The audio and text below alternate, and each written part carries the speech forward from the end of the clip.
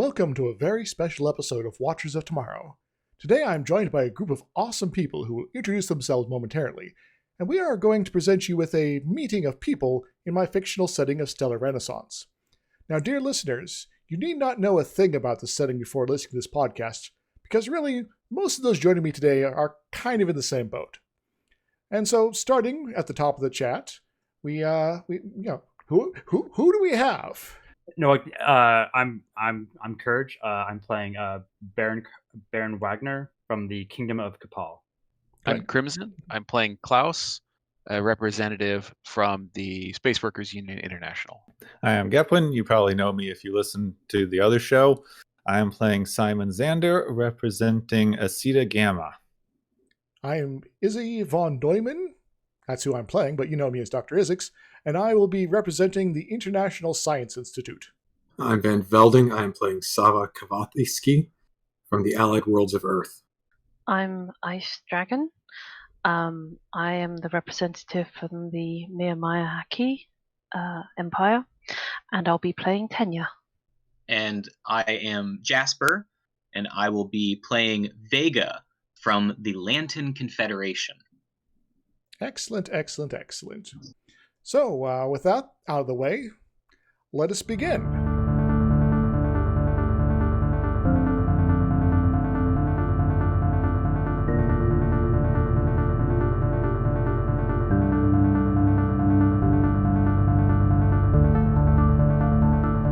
Welcome everyone, and sorry about the change of venue and last-minute scheduling issues, but at least most of us made it today. So first, I'd like to thank you for being here and for your government signing on with this project.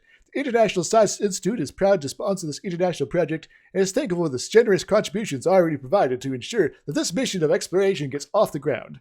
So, to begin, I should probably introduce myself. I'm Izzy von Neumann. I am the primary investigator for the Hyperspace Radioscan Survey, and if things work out, the co-PI for the next phase of exploration. As you're all aware, the survey has discovered over 100 unusual radio anomalies in hyperspace within our region of the galaxy. Now, the galaxy and hyperspace is pretty big, and all of them are outside the well-connected space that we all, have easy access to. So we need to establish some sort of basic mission parameters if we're trying to reach these things for exploring the nearest ones, and that will ensure not just a timely success, but a good hefty return on your investments. We have no clue what these anomalies represent. They could be alien civilizations, lost out colonies, or even phenomena that offers up a rare chance to explore new physics. Really exciting stuff, folks. But before we get to all that, let us introduce ourselves properly here, as I don't think many of us have actually met face to face. So let's go ahead and go name, group or nation you're representing, your home world, and what's your favorite drink? The computer will pick up the drink orders and put it down so we can have those later.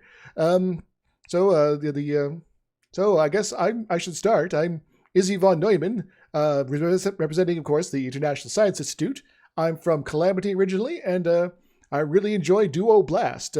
So who wants to go next? I am Lord Zander.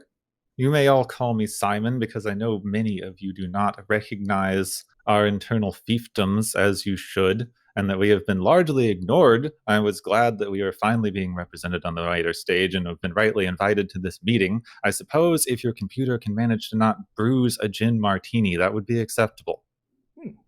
Hello, welcome, Lord Zander. So I'll go next on the heels of that. You can call me Klaus. I'm a representative from the Space Workers Union International. You all know us reasonably well, given that we ship most of your goods. I'm from Ceres Station, and I will in fact take a Ceres smash when you have an opportunity. Oh, good choice. Sava Kvathison from the Allied Worlds of Earth. I am from Earth, and I would like a Diet Root Pepsi, please. All right, I think we can manage that. I will go next. I am Veiga, and I'm very glad to be here representing the Confederation, many diverse peoples, which I'd like to represent wholeheartedly. I would like to have a chai tea representing my people from India, and if you could spike that with a little bit of rum from the islands, which I also represent.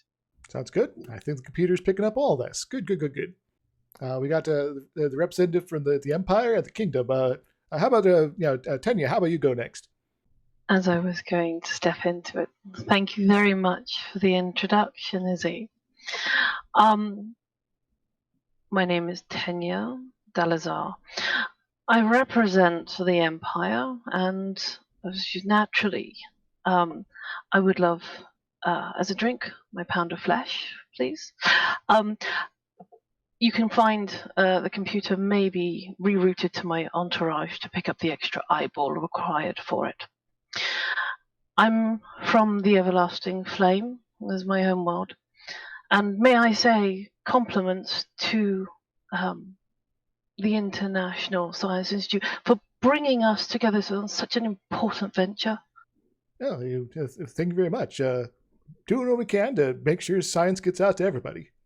And Baron Wagner. I'm Baron Wagner from the Kingdom of Kapal, and I would appreciate the. I don't suppose you have the 2073 Chardonnay, do you? I don't know, but we'll see what we can find. Our computer and the wait staff will. Hopefully, we'll be able to find something satisfactory. Well, we'll see. Unless there's anything else as far as introductions to go, let's go to the first major item here. So the first order of business, given the distances involved aiming inside hyperspace, the general plan already has been agreed to that we're going to be sending a sleeper ship through hyperspace, and this hasn't been done in quite some time. However, there are numerous anomalies that a ship like that can reach that are quite in range. So the question is, which set of anomalies should we start investigating first? Or more specifically, I guess, where should we be launching from? The most logical locations are going to be Kapal, Lanten, and Mirmehaki, but what does the representatives here say? Which one? Is there any preferences? I don't really have any myself. So, anyone?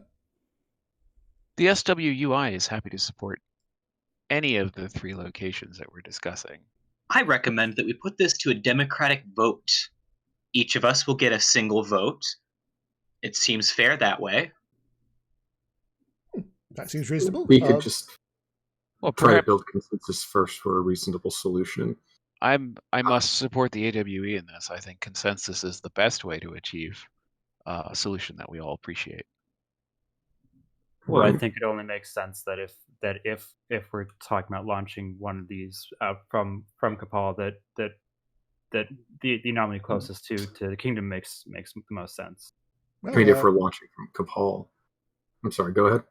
I was going to say, we have representatives here from Kapal, Mirmehaki, and Lanten. So I guess maybe each one of you give a pitch. While they're thinking of that, my understanding, and I would defer to Klaus on this, is that industrially, of those 3 that's best equipped to mount this kind of expedition, I believe it would be the Mirmehaki, right?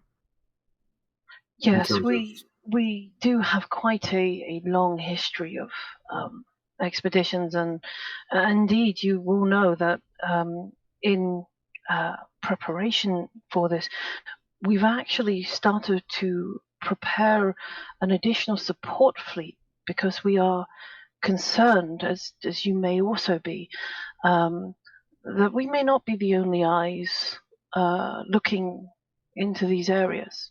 Chances are this information is not only singular to ourselves.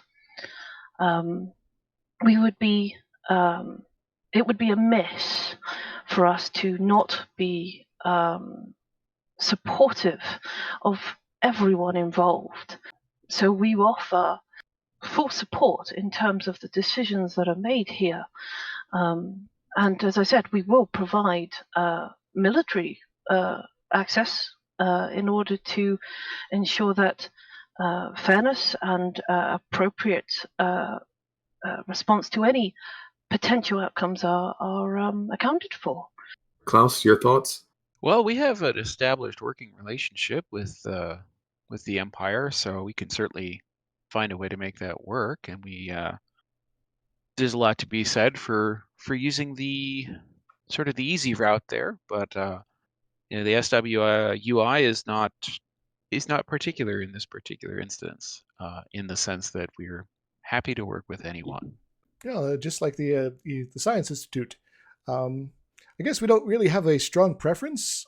There's about the same number of anomalies and that are reachable from any launching point we decide to go with, and in some ways it kind of comes down to more of the ship as far as how many of them we get in total. But that's the next question anyway. But we should probably start off with this one just to make sure we have at least a general vague idea of where we're going from here. To the Lanten or the Cabal, have anything they'd like to add? Just that I feel like it's in everyone's best interest, given the Lanten Confederation's past, that they do not have anything to do with the ship's construction. Now, let's not play favorites. I mean, we're all in this together. We are all invested in the same interest, doing well together, moving forward, not backward. Always getting better. I think that there's really nothing that would motivate us to do something that would be of negative consequence. We're all in this together. That sounds realistically, suspiciously like communism to me. We can't have that now, can we? If I may, gentlemen, it might be therefore worth considering the compromise. Our ships, we will, of course, oblige, as I have said in my initial comments, and you are obviously welcome to have your crews aboard. I understand there are some fine pilots on both sides, therefore there would be less dispute, and perhaps, again, led by the Science Institution, worked on by, checked by our space workers unions, I think it would work quite well. I strongly agree. Everyone should be represented equally in this. I believe we should choose the people who are best equipped to do what they do best. I think that, again, a base of operations in the Miyake Empire gives us the political focus, the stability, and the security that we need, as we are worried about other people finding out about this and getting information before us. Provided that the Miyake can guarantee that no one in the Empire will interfere with the rest of the parties to this getting access to our end information when it comes back to us. Well, then it's settled.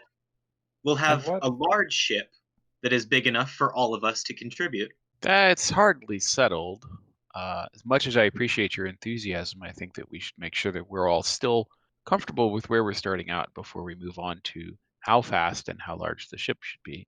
Although Absolutely. I would be happy to point out that the SWUI is very interested in providing our expertise in shipping, manufacturing, and doing everything in a safe and sustainable manner. Yeah, this is going to be a multi-decade-long voyage for this vessel, so having a ship that is able to not fall apart while everyone's asleep is probably a good idea. One does have to ask the question, what are the concerns, or what allowances are being made for the maintenance of the ship while in sleep? That's another one of those details we're going to need to address at some point, perhaps not at this meeting. Perhaps, however, as we have previously a working relationship, and as the rest of the representatives here are more than aware of the capabilities of your union, perhaps the role of retrofitting any of the ships to the exceptional standards that you hold would make us all feel safe when we sleep at night. Yes, safety should be a very high concern. I mean, we're all really in this to protect ourselves. Speaking of protection, I think we are all looking over the concept of proximity. If we are going to discuss sending this ship to the closest anomalies, what if these things are dangerous? If we send it from Lanten or Capal, which are reasonably close to Earth, and Aceta Gamma, which I would say, given the proximity to both Lanten and Capal, I'm surprised that it wasn't even considered for a launching point, but I guess that's neither here nor there at this juncture. But if these things are dangerous and they could be coming closer, we should consider launching from either Lanten or Capal to try to protect this area of space. You also would have to consider, though, following us back. While forces can maintain security in those systems, At least if we had to turn around because of unforeseen circumstances, they would ride right into our military. And at that point, we would assist in ensuring the protection. We're also very happy, if the representatives so wish, to offer some of our elite forces to assist them in their defenses. I am sure a tactical sharing of information over those areas may be of some interest. But this is for the consideration, and it may not happen right at this moment. That is a good thing to consider. I believe primarily we see these as scientific anomalies and not structured threats. Is that the assessment of the ISI? At the moment, we only identify them as anomalies. I could go into the details of what we've been able to figure out so far, but for the most part, it's just that we're getting some sort of radio signal that should be coming from, that doesn't seem to be coming from any place in particular. Okay, there's nothing else there. So either there's a small breach in hyperspace that something's being sent through, or there's something that is generating these signals locally at those locations. It could be a ship, it could be a probe, it could be some sort of break in space-time. We don't actually know at this point, until we get a lot closer to have a look. So there's no known natural phenomena for either that sort of rift in space-time or the transmission of radio signals from within hyperspace. Yes, other than, artificial methods, of course. So I have to ask, as a somewhat uninterested party when it comes to the location, not that I'm not interested, but we don't have the skin in the game that the three organizations which have planets nearby do. It sounds like there's a pretty good consensus on working with the Mimihaki Empire as the starting point. Does everyone agree with that? Yeah, is there any objections? I do think that we should discuss the allocation of resources. I, for one, do not really want to be giving over our resources to help the Empire expand their military fleets. Yeah, the ISL is probably not going to be contributing anything specifically to military endeavors directly. All our funding is going towards the science mission. Absolutely, as it should do. In fact, that is the most important goal. That is why we are here. Please do not underestimate the way we are by assuming we are purely militaristic. Our endeavors do include fleets of science and supplies and various other areas of interest. Botany, for example, is my own personal interest when I'm not trying to fix things. But really, there is so much more to consider in this mission and where we are going to be going. Final mission and recovery sites, I believe we agree, should be in the Mimihaki Empire, but there's no reason that construction or training facilities couldn't happen in other jurisdictions. I'm sure that Baron Wagner and I are both very open to the idea of selflessly stepping down from the position of importance in this and allowing the ME to take this as a sort of a neutral third party to our history of conflicts that we can put behind us. Indeed. There are talented individuals who could perform mission command in all principalities at this table, which is an important position for anyone to hold. Sorry, Medina. Go ahead. Whilst I appreciate the confidence that you all are showing in the Empire, I would like to offer both the Lord and the Baron and Veiga to please be aboard it, be at the side of us as we enter this new and exciting endeavor. I would rather have my front captain's wing filled with those who have the same interests, the same goals and desires to see the new frontier and explore and understand what these anomalies could potentially bring to everyone. Well said. Now, I think it might be important to note that the Anti-Direct Alliance has contributed to this endeavor, but their representative does not appear to be here. Same thing with the Independent Defense League. I'm not sure where they are right now, but I'm guessing that since they're not here to offer up their opinions on these matters, they don't care. So, yeah, lucky for all you guys, I guess. I suppose they'll have to live with the consequences of not sending a representative. So have we all agreed that we're going to pursue the anomalies which are proximate to the Empire? Before we move on, who was the last person in contact with the Independent Defense League?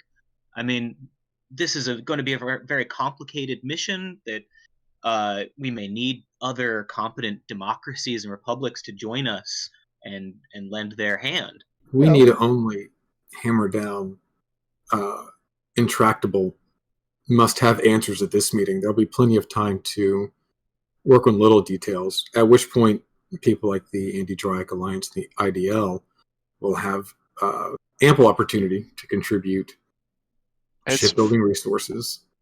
To the question from the Lanten Confederation, I can only say that we have not heard anything unusual given our ongoing relationship with them. So I don't know why they've missed it, but I'm not aware of there being any problems there.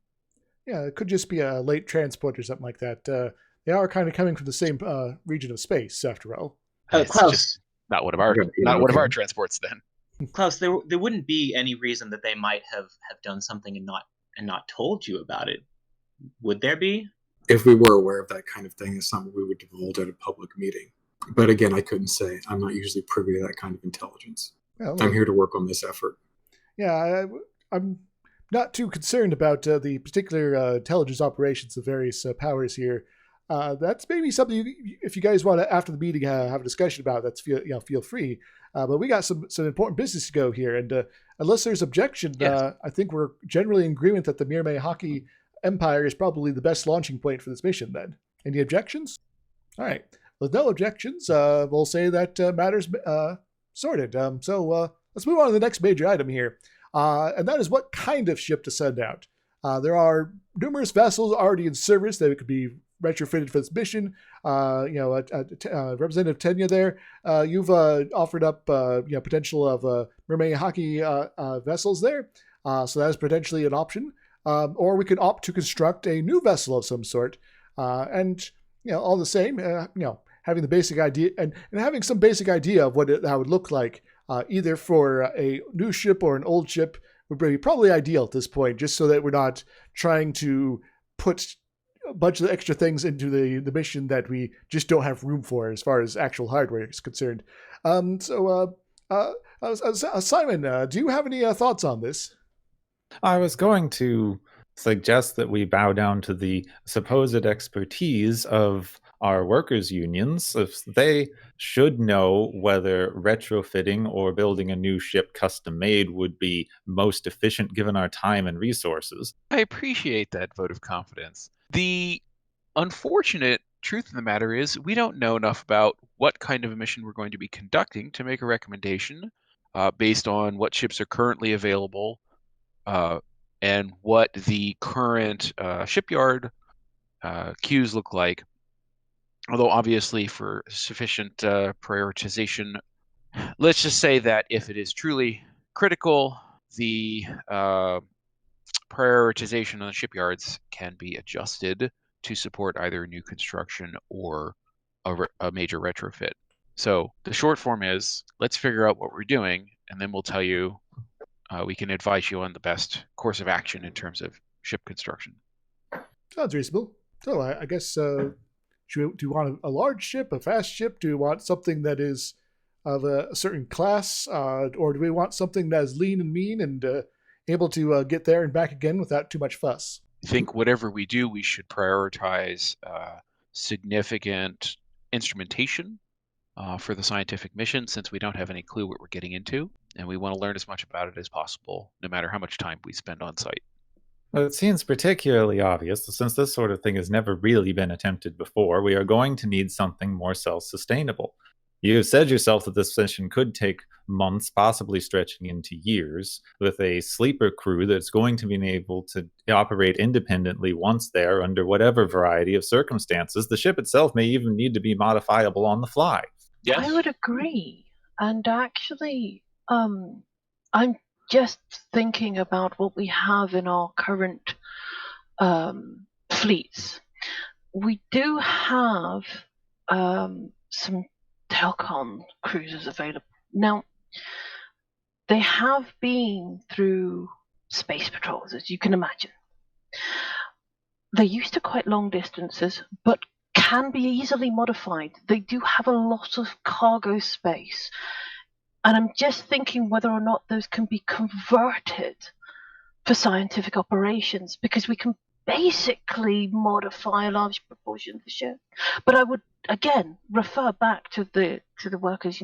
I think you might have a better grasp on just how extensive that might be. If nothing else, we could use it as a base to start off that determination of requirements going forward.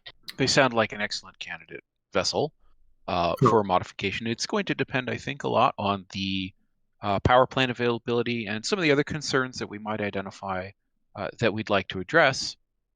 So, but I would always submit the AWE uses extensively, and I know they're used in many principalities, the Ares class long haulers.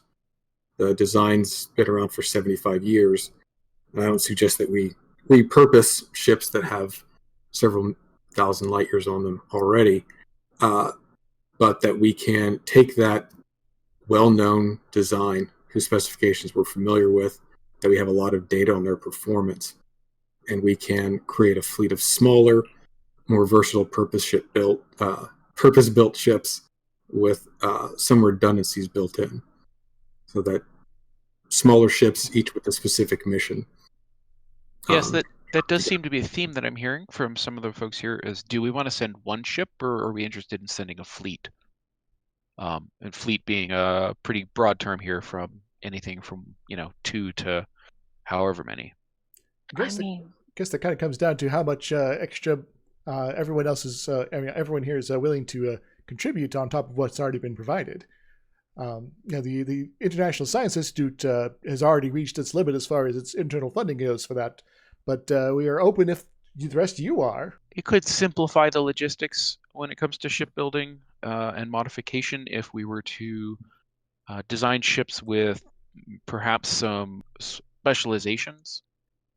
So we could potentially modify some of the existing designs, possibly contributions from multiple polities to basically handle different aspects of the mission, and that may allow us to speed up production.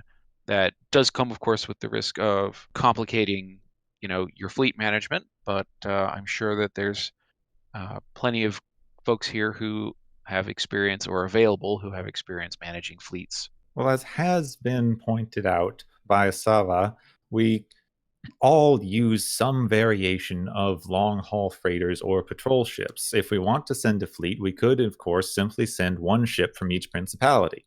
That's actually kind of an interesting idea. I hadn't thought about that. As a confederation, it may not necessarily be representative for me to just send one ship. I mean, I would have to consider the interests of each of my constituents. And I mean, I have quite a large number of constituents to represent here, and maybe a few of them might want to send a ship each. I know that the allied worlds of Earth can relate to this. They have a very large and diverse populace.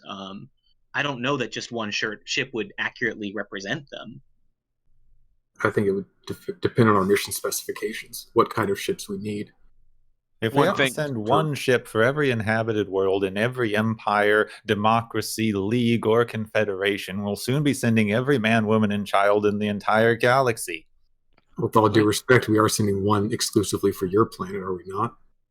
Just because we have managed to maintain our own independence and be a relatively self-sustaining system does not mean we should be punished for that by less representation. Fascinating idea. I think I would like to refer back to the Workers' Union. You mentioned the use of multiple ships that could be modified. So let's say I'm able to provide a fleet, and we take some of the long haulers as well, and we combine them and match them to suit the specifications for each of the constituents here, for those that are here at the moment. And we modify them and adjust to the specifications of the mission directly, so that everyone is represented in some way, but underneath the flag of the science institution. For that is the whole reason we are here, is it not? Absolutely. I am strongly in favor of marching under the flag of the ISI. Well, thank you for the vote of confidence.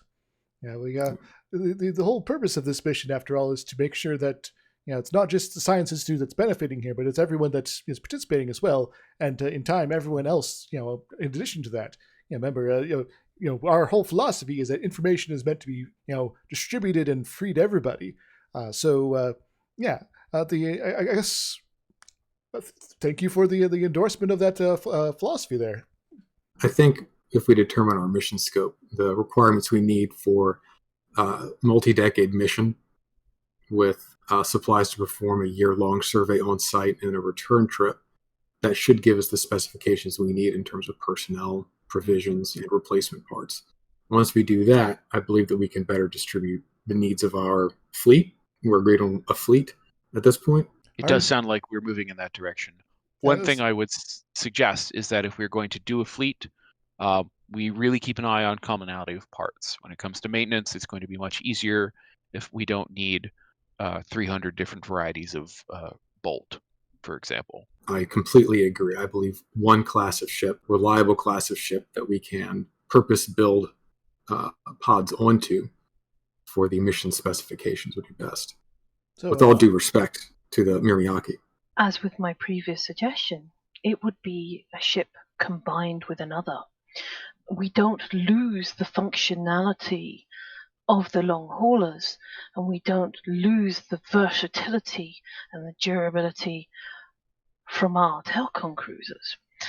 And in fact, these ships are both fitted for the things we need: protection and security, but also space. I think it would be amiss to simply go with a single class when these options are available on the table for us for consideration. The SWU is more than capable of creating such beautiful ships. It would be an awful shame to see this opportunity missed. All that extra space could be a little dangerous, though. Someone might have something on their ship that we haven't seen for many years. And, I mean, how can you really trust something that hasn't been seen for many years? Well, this is why the Workers' Union is part of that retrofitting. Yeah, we're definitely going to have to, any ship that's involved in this, we would want to, work over stem to stern and back again.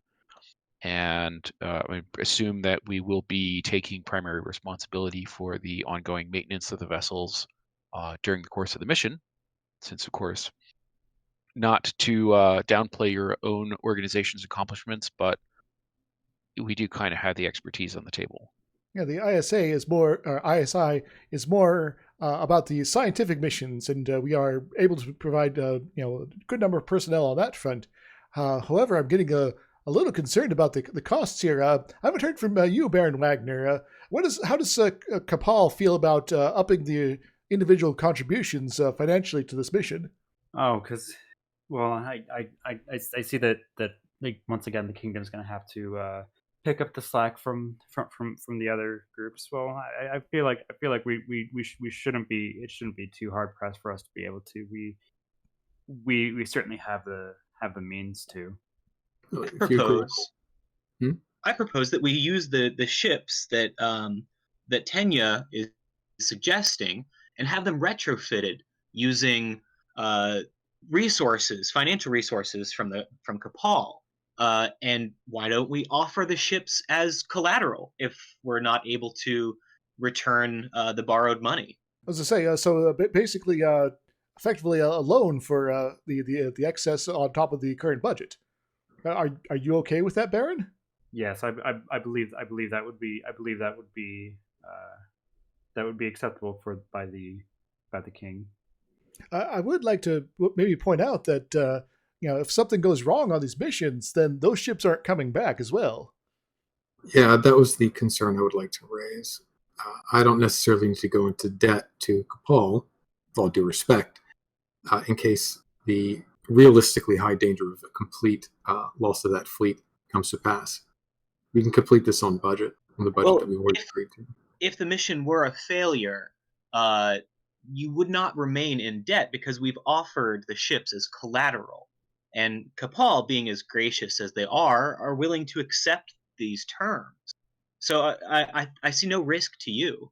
I don't see how you can offer the ships as collateral if the problem would be that the ships themselves wouldn't be coming back. That's clearly not important. Capal has already agreed to this. We don't have to put words in their mouth. If I'm understanding this plan correctly, which I may not be, there's been a lot of crosstalk. Under this current arrangement, the Miriaki Empire would be providing all, or at least the vast majority of the ships for this joint fleet. Am I correct? We would be modifying them to our own design. But they would still be the Miriaki ships. So yes. Meaning absolutely no disrespect, given that we've been talking over the immense costs, even over what we have all agreed to contribute and what the ISI has already provided, what is it that makes the Empire so willing to give up such significant portions of their own resources for this venture over what all of the rest of us would be expected to provide? They will be on the forefront if what we find is a useful resource. Although that might be an interesting way to look at it, actually it isn't the case. Our interest is actually with regards to our scientific development. We are, as you know, looking into improvements for the health of our population at the present time. This concern has been growing from our senior, and so it is in our best interest that funding and supporting this kind of mission is not only key to simply the exploration of science, but for the survival of some of our more interesting problems, shall we say. And I would say, let us help. But I'm not here to second guess your generous contributions. As I started with, and will continue to be, firstly thankful for all of the representatives here for being here to be able to discuss this, yet alone taking on board my comments as a representative of the Empire. Actually, I would like to thank Baron Wagner for his generosity in this. We haven't always seen eye to eye, I will admit that. But in the understanding of one's people and the priority that is placed on that, the weight of that, I think I owe you also great thanks in this endeavor that we are about to embark on. You're most welcome. For our part, we also consider prudent to keep track of our investments, and given that this could be a rather lucrative opportunity, we are willing to expend considerable capital to ensure this goes well for everyone, but primarily for the kingdom. Look at this wonderful, wonderful cooperation. Each of us is providing the thing that we have in abundance for the mutual benefit of everyone.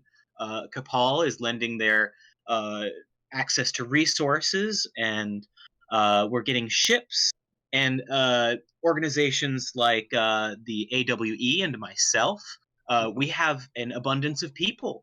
We could be the ones that staff the ships. I think that it would be best if the ships were staffed by a confederated crew from all parties.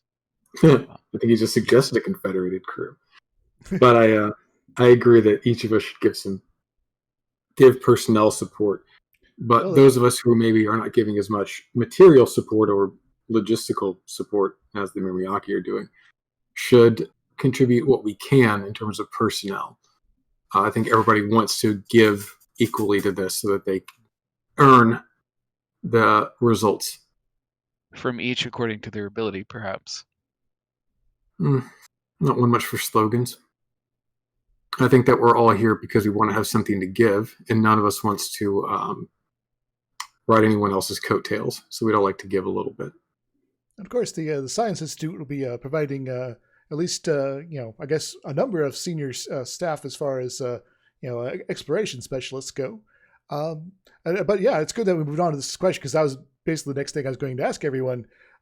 We've already got tons of applications coming in from basically all of you guys as peoples. And we don't really have any way to even begin sorting through this. But if we're going to be prioritizing certain groups here, we should probably make sure we know what that prioritization is, as well as what sort of levels of qualification we're looking for, what's general makeup of the crews we should be looking for, all that sort of things. And given that we're going to be having multiple ships involved, are we going to need someone who's like a general coordinator for all of them, or is individual captains fine? I think that it would be best if you had somebody who was in charge of the mission across all of the vessels. Absolutely. Individual ship captains, of course, but there should be a director on the ground from our launch point, and there should also be a director of the mission once it's underway. We'll also need people to direct and oversee ship construction and refit.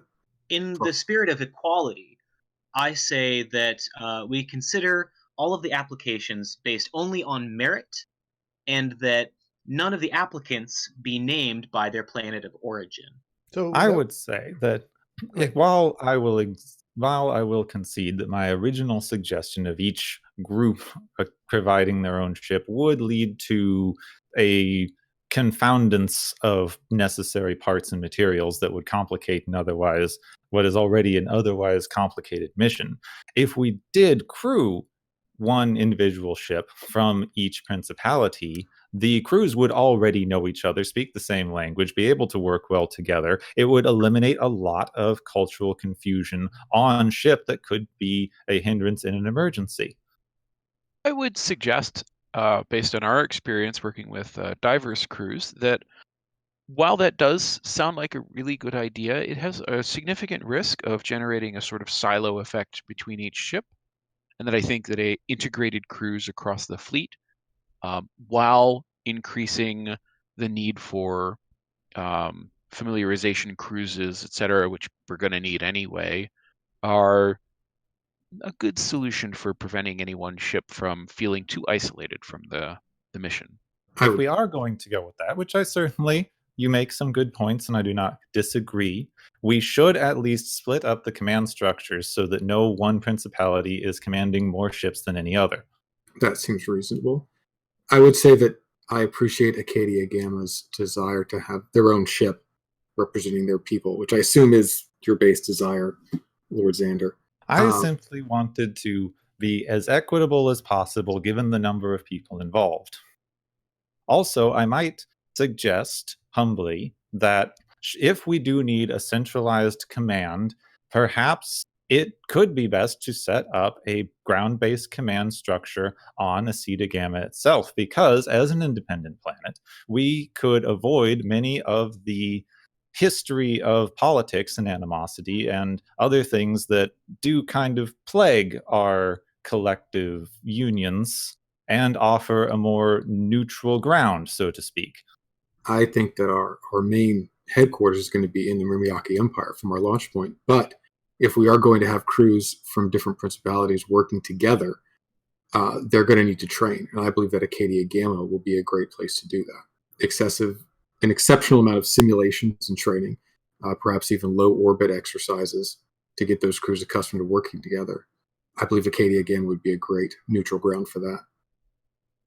Yes, we would be happy to host. We might have to mildly upgrade some of our facilities. As you know, since we only have the resources of a single planet, some of our technological facilities are not quite at the same level. But if we agree that neutral ground is good, then we can, of course, put in a little bit of upgrading, get our systems up to snuff, and have the crews all, I guess, have a similar level of culture shock, so to speak.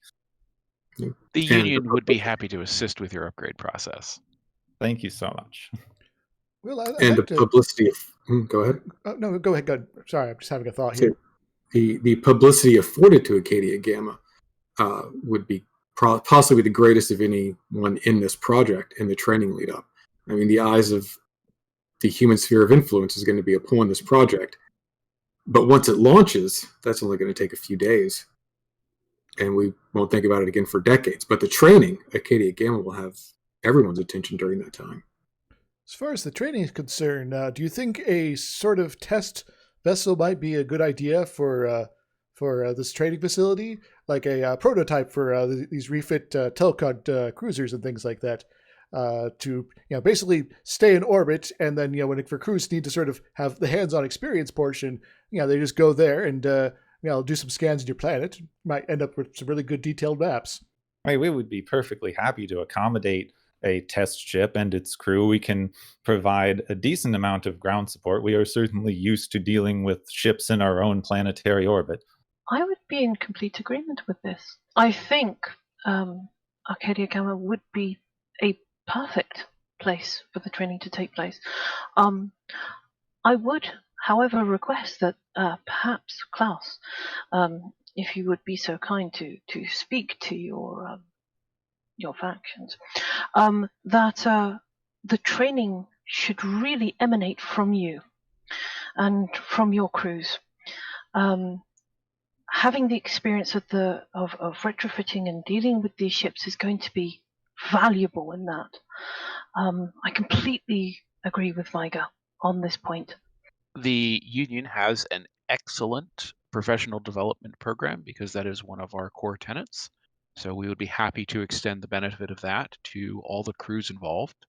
Oh, yes, of course we would be greatly appreciative of the workers' unions' experience and influence in this matter, and we would not presume to want to put our own training regimen on any crews in the system. And of course, we would even appreciate and endorse if the union would like to perhaps even construct a more permanent space station or facility in orbit with their own trading facilities to better coordinate and supply the training while it is taking place. I believe that the union would support that wholeheartedly. And perhaps even after the training is complete, there are some opportunities for further benefit to both of our organizations from such a facility. Yes, that sounds absolutely great. There are a few considerations which were mentioned. The consensus of staffing crews. You're absolutely right. Really, we need to be bringing them board based on skills.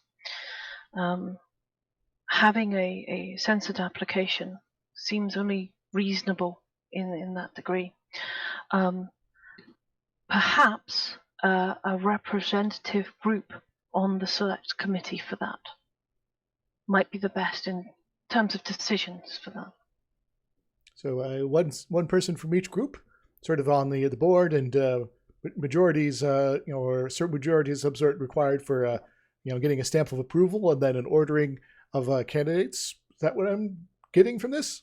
Absolutely, and of course we would need specifications provided by the SWU. We'd need them from the ISI, because obviously some of these skills, some of the people we are needing are specialists. We want the very best to be able to ensure that this is a success. I think that kind of focus on paper documentation might blind us to some of the facts that what we're going out there to see is completely unknown.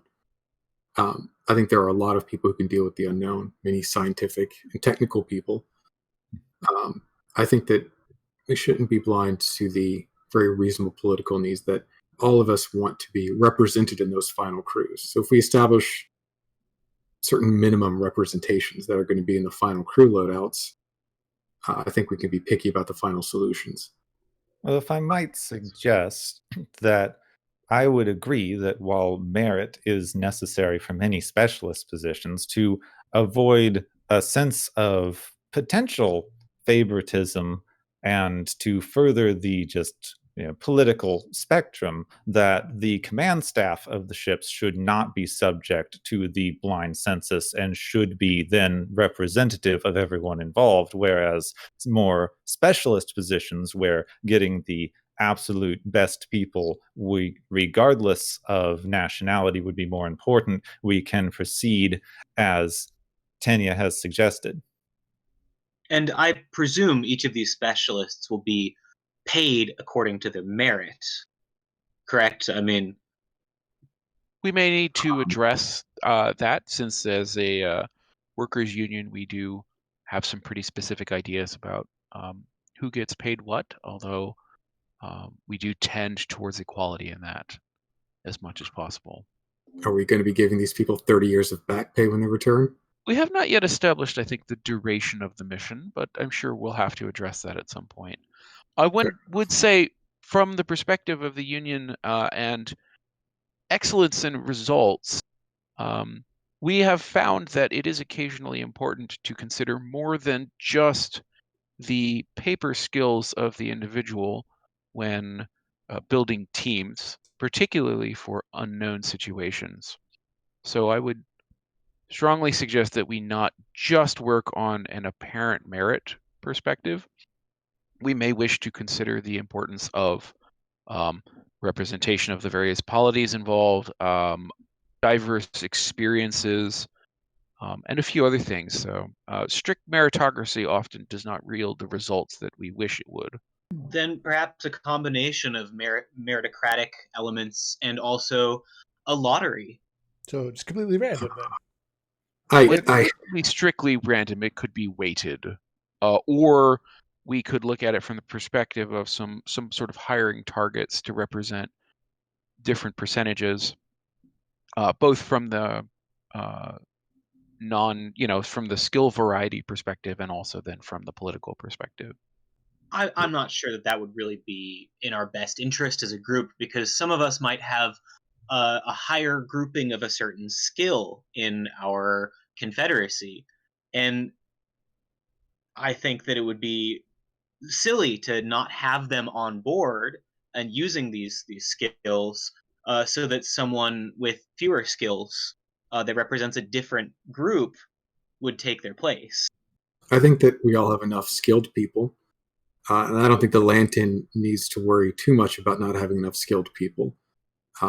I assume that your people would be some of the best at dealing with the social dynamics of being cut off and far from any support, being able to work as a group. I think as long as we establish that all of us, like the Acadia Gamma delegation, have enough representatives, and the ISI have enough scientists to perform their work, what we're really looking at is a long-term mission for hauling scientists to an anomaly and back, and just having the psychological wherewithal to deal with that, to deal with the unknown. I guess one thing I'd like to maybe draw a big arrow at is we already have a couple of you, offering up a lot more material contributions. Is that going to be taken into the weighting of any sort of political or distributions as far as crews goes? Because I'm not sure if it's being quite addressed here. I don't think anyone should be able to buy their way into participation here. It should be by merit. Well, some of us have cheapened our way into it. I was actually sort of suggesting it'd be the inverse of that. If you provide more materials, support, you then provide fewer crew members in response. I think that's fair. Baron Wagner, I haven't heard from you in a bit. Do you have any thoughts on the crewing situation? I have made my thoughts clear on the matter previously, that I don't think that we should have anyone from the Lanten Confederation. Frankly, I don't feel like it would be in the best interest of the safety of the mission or the people to have them on there. And I am appalled by your lack of desire to cooperate. It's outrageous. What do you base that? What do you base those reservations on? Well, the Confederation is ruled by murderers, slavers, and despots. So I don't really see why we should be able to trust any of them. This is absurd. Up until this moment, we've been cooperating so well. Why would you bring politics like that into this? This is what I was instructed to fight for from the king. If you're not going to be a team player, I think there might even need to be consequences. Well, hold up. I'm not sure that I can. Let's remember that the kingdom has generously offered to provide quite a bit of financial support. I believe that does represent them attempting to be a team player. If there were strings attached, they should have told us up front. There is that. I wonder if perhaps we can address the kingdom's concerns with the Lanten Confederation without excluding anyone from participating in this joint effort. The belief that there are no qualified Lanten personnel is impressive. Baron. Perhaps we need to narrow our scope when we're talking of personnel. As I've said before, I believe that to avoid the appearances of favoritism, command staff should be more equitably distributed amongst all of the nations involved. Perhaps we should be considering the same thing for scientists, since many of us might have our own reasons for wanting science done in these areas. We're all in this the scientists for a would be mutual represented. benefit. We're all in this Yes. for a mutual benefit, so we should send the best team that we can. We want the best team that we can. Having scientists from every principality means that we each send our very best scientific minds, and each of them can work on their own specialized fields as we have come to know them for ourselves. But some of us have a larger group of specialized scientists, and some of the top 10% from the Confederacy might outnumber the top 30% from another planet. You both believe that the Lanten should have a presence here. It is the position of Capal that there shouldn't be any. I believe that's our point of contention moving forward right now. Now, I would like to point out two things. First off, the ISI is presently based in Lanten territory. I myself am technically a Lanten citizen, though at this meeting I do only represent the ISI. That said, we also understand the complicated political situation inside the Confederacy, and that it might not be of interest to a lot of other folks. So I guess maybe a compromise of maybe if Capal could offer up a list of planets that are unacceptable as far as contributing members of the crews and things like that, because they don't like how those planets are run. Maybe that would be an option. And hey, the drinks are here. How about we take a break? And great idea. And we'll sort out this whole mess maybe another time. All right? Should be easy. We'll take care of this. Excellent. The Union looks forward to additional productive conversations about this topic. Indeed. Yes, I think we should discuss these plans for a space station. I think we have a good future of cooperation between Atlanta Gamma and this trade union. Klaus, would you come with me? I have somebody to introduce you to.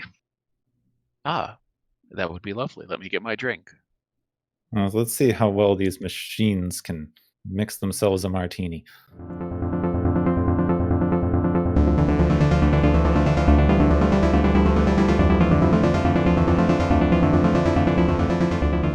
So I'd like to thank everyone for participating in our little adventure today. And that was actually a lot of fun, and it actually went better than I was expecting.